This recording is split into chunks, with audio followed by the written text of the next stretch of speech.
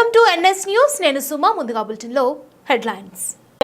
తెలుగుదేశం కోసం కష్టపడ్డ, జెండా మోసిన ప్రతి ఒక్క బూత్ కమిటీ ఇన్ఛార్జ్, గ్రామ కమిటీ అధ్యక్షుడు, యూనిట్ ఇన్ఛార్జ్, క్లస్టర్ ఇన్ఛార్జ్, మండల కమిటీ మరియు అనుబంధ కమిటీలలో పార్టీ కోసం పనిచేసిన ప్రతి ఒక్క కార్యకర్తకు న్యాయం జరగాలని, అందరినీ కలుపుకొని పోవాలని, సాధ్యమైన వాళ్ల సమస్యలు తీర్చాలని మేము గొంతెమ్మ కోరికలు కోరడం లేదు, పార్టీని ధిక్కరించట్లేదు. 2 సంవత్సరాలు వేచి చూశాం. ఇన్ఛార్జ్ తూపానందరెడ్డిలో మార్పు వస్తుందని అందరినీ ఒక వేదికగా ఆహ్వానించి వారితో మాట్లాడి వారిని కలుపుకొని పోతారని ఆశపడ్డాం. రోజులు గడుస్తున్నాయి, కానీ మాకు న్యాయం జరగట్లేదు. తప్పనిసరి పరిస్థితుల్లో ఇలా చేయవలసి వచ్చింది. దయచేసి మమ్మల్ని తప్పుగా అనుకోవద్దని అన్నారు. ఆయనతో పాటు పాల్గొంటున్నాను. ముఖ్యంగా రైల్వే కోడ్ నియోజకవర్గం 5 మండలాల్లోని కార్యకర్తలు ఈ రోజు రామారావు గారు పార్టీ స్థాపించిన రోజు నుంచి ఈ రోజు వరకు ఉన్న సీనియర్ నాయకులు, కొత్తగా ఓటు నమోదైన జూనియర్లు అందరూ కూడా కోరుకున్నది ఏంటంటే పార్టీలో సముచిత స్థానం, గౌరవం కోరుకుంటున్నాం.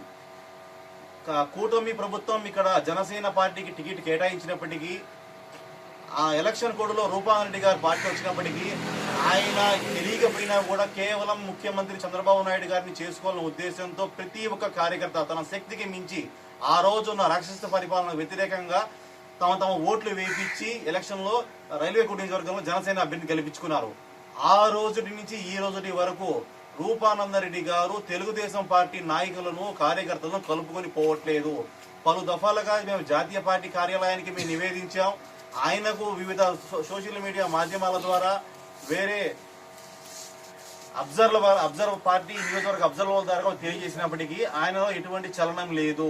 2 సంవత్సరాల విలువైన కాలం ఇంతవరకు గడిచిపోయినా ఆయన ఈ రోజుకి కూడా ఏ మండలంలో, ఏ పంచాయతీలో ఏ నాయకుడు పార్టీ కోసం కష్టపడ్డాడు, వాళ్ళు ఏ విధంగా ఆదుకోవాలి, వాళ్ళ సమస్యలు తీర్చాలి, వాళ్ళ మండలానికి నేను వెళ్ళినప్పుడు వాళ్ళు పిలిచి మాట్లాడాలి అనే ఉద్దేశం ఇన్ఛార్జి గారికి లేదు. ఆయనకు గుర్తు రావాలి, ఆయన కలుపుకునే ఉద్దేశంతోనే పదేగా తెలియజేసినప్పుడు మారకపోవడం వల్ల ఈ రోజు మేము దీక్షకు కూర్చున్నాం. ఎటువంటి పరిస్థితుల్లో కూడా ఈ రోజు కాన్స్టిట్యున్సీ లో ప్రతి కార్యకర్తకు న్యాయం జరిగే వరకు ఈ దీక్షను విరిమింపచేయం, దీన్ని ఉధృతంగా చేస్తాం. జాతీయ పార్టీ అధ్యక్షుల వారికి తెలియజేస్తున్నాం. సార్, ఇక్కడ రైల్వే కోర్టుల్లో పార్టీ పరిస్థితి చాలా దిగజారిపోయింది సార్.